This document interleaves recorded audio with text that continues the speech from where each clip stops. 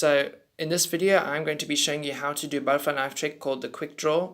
The reason it's called the quick draw is because it's probably the fastest way to open a butterfly knife. It's very easy and simple, and anyone can learn it.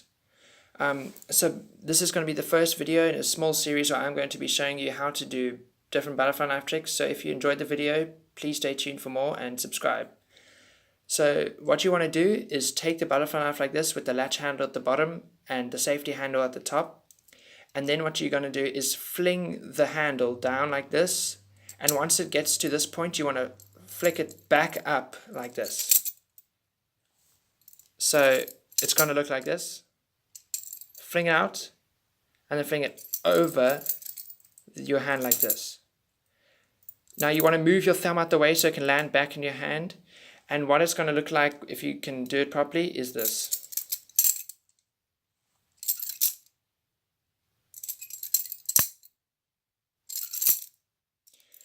So let me show you again. Fling it out, put your fingers in between you, open your thumb up, and fling it back like that. And just keep practicing and you'll eventually get it. If you enjoyed the video, please subscribe, and I'll see you in the next one.